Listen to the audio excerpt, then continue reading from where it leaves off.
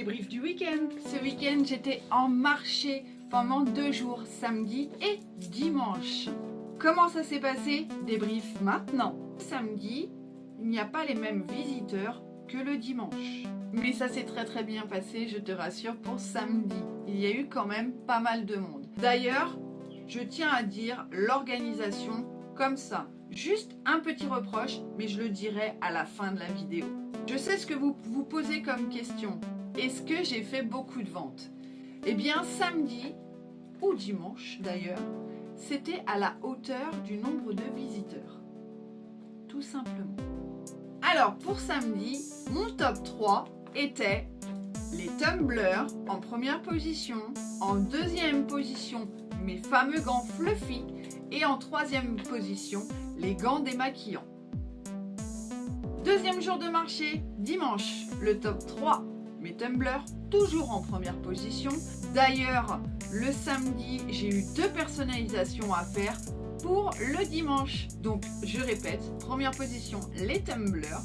Deuxième position, les cotons fluffy. Et à la troisième position, nous avons 2 produits, les tote bags et les sprays d'ambiance.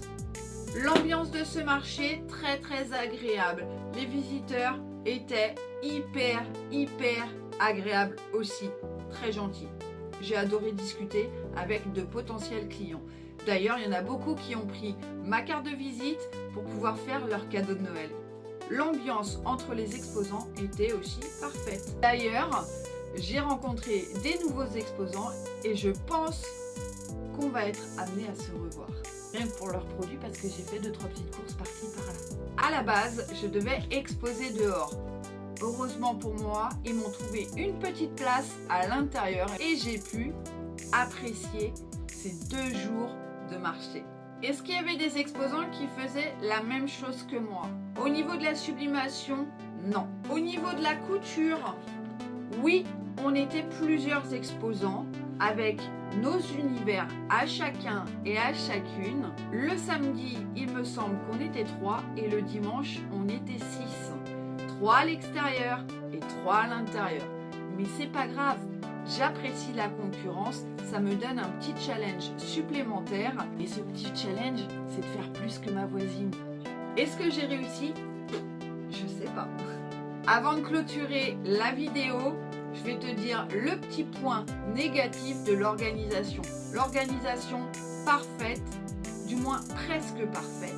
On a été super bien accueillis, on a été super bien placés, on nous a bichonnés à 9h30 le samedi matin, petit déjeuner tous ensemble. Le petit point négatif, qui n'est pas de ma part, mais que j'ai beaucoup entendu sur mon étal, c'est que malheureusement, il n'y avait pas assez d'affichage.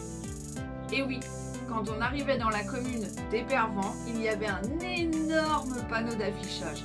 Ça, c'est un très bon point. Mais après, eh bien, on ne savait pas où se diriger. Et ça, c'est quelque chose que j'ai souvent entendu pour les personnes qui n'habitent pas cette commune. C'est le seul petit point négatif. C'est tout. Autrement, l'organisation impeccable, ne changeait rien. Je sais que vous avez une dernière question dans votre tête.